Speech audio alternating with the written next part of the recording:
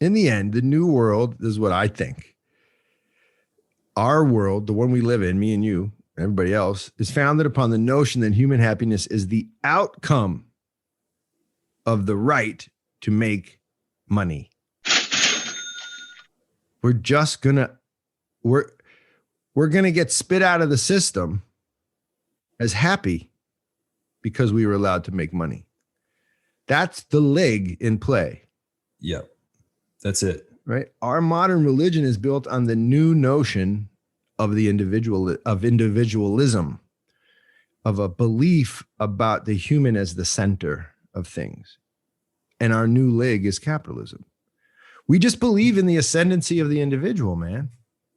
The individual is now over the king, he's over the country, and he's over God too. Let's just be honest. And that's had to happen for there to be what we think of as capitalism. But what I'm here to tell you is what we think of as capitalism is actually what individualism looks like in the marketplace. Individualism is the a priori. Capitalism is what happens in the marketplace. You know how we know this, Riley? Because when we lived in Guatemala, people were buying and selling stuff. Mm-hmm. They didn't not buy and sell stuff. When I was in West Africa, it was the freest markets I've ever seen. There were markets where I don't even think there was electricity or a government official or anyone even knew what was being sold. Right. Markets are different from capitalism. Free markets are different from capitalism. Right. Free markets are not even, they're not relevant to this conversation, except in that they have to exist for people to become fully human, according to capitalism. They're unleashing a host of ideas that invigorate and make possible a new kind of person.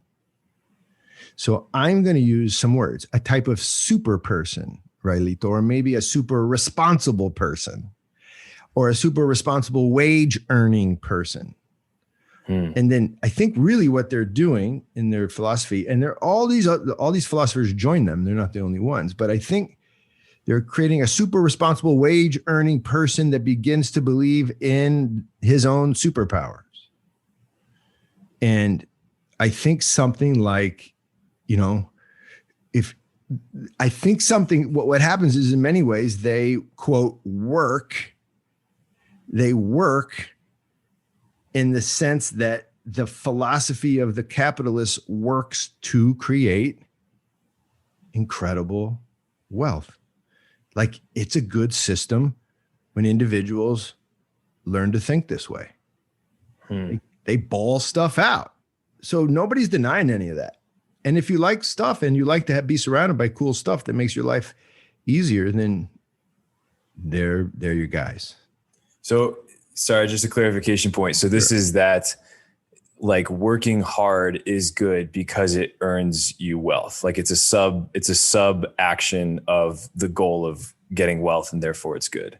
Awesome. Well, again, these producer guys are good. You're asking the question that gets us into the why, the meat of the matter, which is, okay, yes, capitalism is good because it makes you wealthy, but that's not the point. The point is something about freedom. And freedom for a materialist philosopher of the Enlightenment has something to do with stuff. If people are thus, let's get them the stuff they need to make them happy. What we're trying to say, right, Lito, when it comes to Adam Smith is Adam Smith is a philosopher trying to do isms. He coins the word capitalism, and he does it because what he thinks, as we spoke about, what he thinks will benefit human beings is capital. But remember, that's not the goal. The goal of his legion, of his religion is not to create capital. It's to create happiness for individuals. So let's look at the quote one more time. It is not from benevolence of the butcher that we expect our dinner, but from the butcher's regard for his own interest. So it's not like Bob the Butcher, right? It's not that we like or don't like Bob the Butcher. And it sure ain't important if Bob likes us. It's that Bob's got some pork and we're going to get it. And it's the best. And what's the other one? It's really important in the market that it's the best price. That's the heart of the matter for Adam Smith. Just like that. That's how humans operate, according to Adam Smith. Adam Smith is saying this, Riley. Just think about it. Really, just be honest for a second. Think about it. Do it. It's not Bob that you're going to the butcher for. You're going for the meat. And so if everyone operated rationally in this manner, then prices would drop and people would find the best butcher and everyone would benefit. For us in 2021, this is like kind of obvious because I don't like this term because it sounds negative. We drank the Kool-Aid. We put on the clothes. We got dressed up in this idea. We've been walking around in this suit for a long time. I mean, it's kind of rudimentary, this concept, but if you look a little harder for a minute, you can see that Smith is challenging a world, an old world that in 1776 had been saying something very different about the marketplace. He's challenging a narrative that was different. That's why he's so famous, not because he came up with the idea of capitalism. He challenged a worldview. And what was the worldview? This is not historical, people. This is just me paraphrasing a human that surely had to exist, right, Riley? Science. Quote, make sure you don't waste time, honey, going over to old man Bob's butcher place tonight like you did the other day.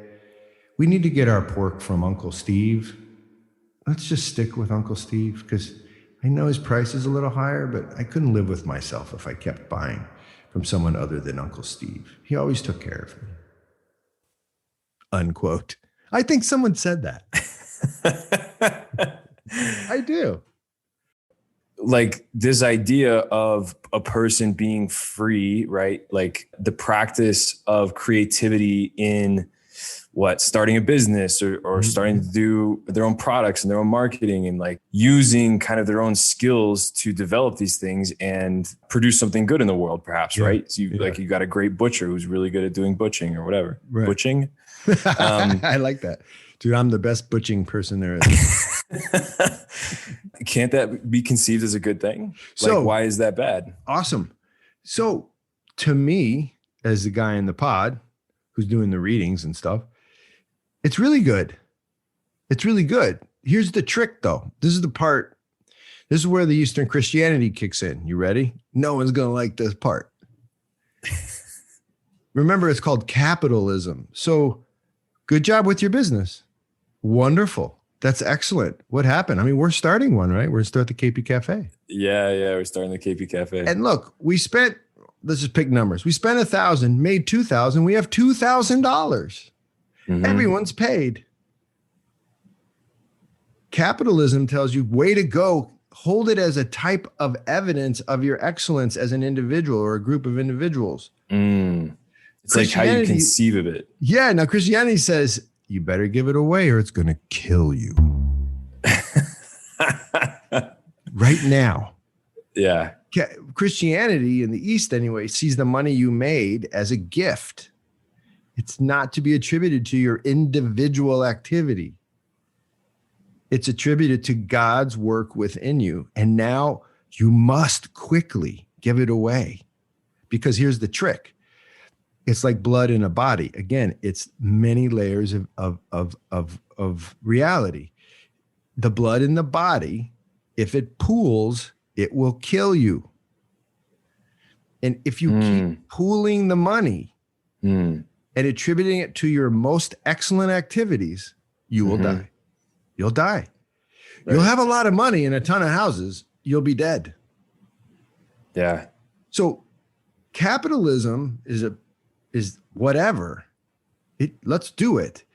But the individualism has to be the definition has to change. There has to be a God. And what's happened over time is capitalism has chipped away at the notion of a God because capitalism doesn't care about that as a philosophy. It's not relevant. And so what have people forgotten? God. And so what's happened to their capitalism? It's become the kind that kills you. Right. Because that's what your generation's waking up to. I don't want that stuff's going to kill me. Exactly. Exactly. Because they get to see it play it out.